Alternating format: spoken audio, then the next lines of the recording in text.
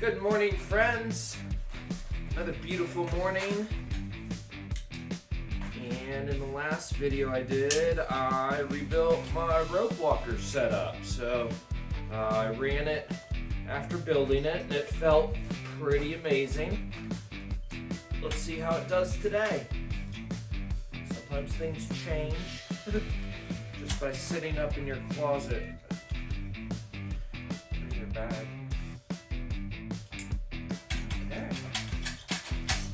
Awesome. It's always nice when it feeds when you step right off. It's cool. Alright, so today I thought about talking briefly about rope walking that I've seen in the rescue world. What made me think of this was last night I had cave and cliff training with Walker County Rescue. I volunteer with them, and I love it. It's wonderful. Part of the reason why I train is because of the certain caves we have in this area. I want to be ready if we got to go down to the bottom of them. So that's a huge portion of why I do this. In terms of a rope walker, when I first started into the rescue world, well, I started in the rope access world, but in terms of caving, backcountry rescue, it was very just sit, stand method, go very minimal, which I understand the purposes of that. In certain situations, when you're lifting somebody, let's just say up off the side of the mountain, that they're going to be in a type of hard litter that they'll be laying in, and there'll be obstacles when you're pulling that stretcher or litter up the side of the mountain. It could get hung on something. So you want to have people there to be able to move around those obstacles. Sometimes it's called a litter attendant, patient attendant.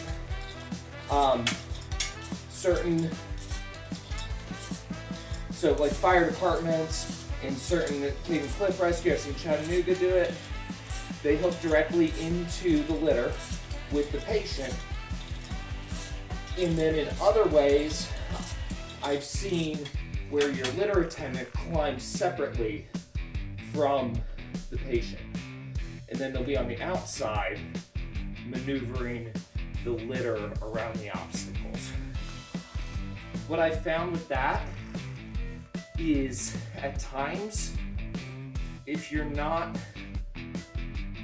the haul is working very efficiently, the people climbing on the side aren't doing much because the litter gets out of reach, and then you're trying to grab the litter while you're climbing, and it can become kind of frustrating as the rescuer because you're being kind of inefficient. So one day I saw Darren wear his rope walker system for attending the litter from the outside, not being attached.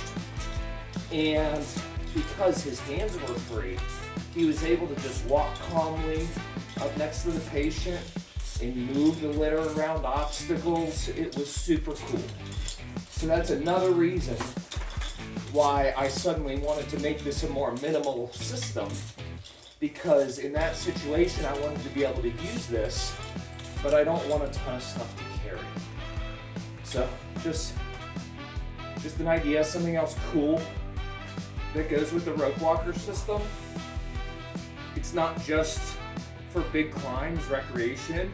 It can be very utilitarian for other uses of the rope. And I like that. It's awesome.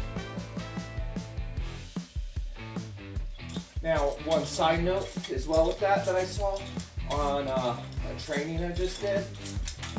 It was a pleasure to be part of it.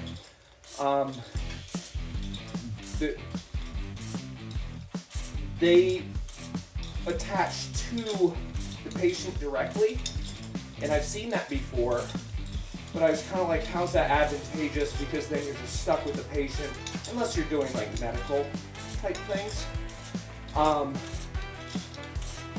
but they attached with a mini hull, which is a pre-rigged 5-to-1, 4-to-1 that you can reverse back and forth, and it's attached to the attendant and then up to the rigging material above the litter.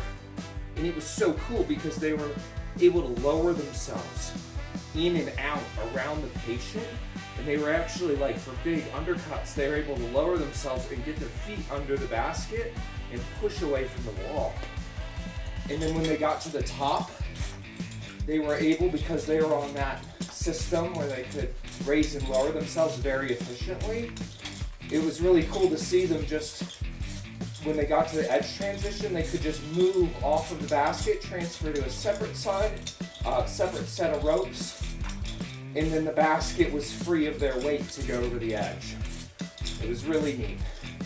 So if you don't know ropes, this stuff might be a lot for you to picture in your mind, but my intention is to keep doing these videos, and one day you'll have a video of that from me, because I love doing this stuff. So that's my little morning talk. I'm gonna crank out my 2 or 3 rounds of 660. It's gonna be a great week. Already is.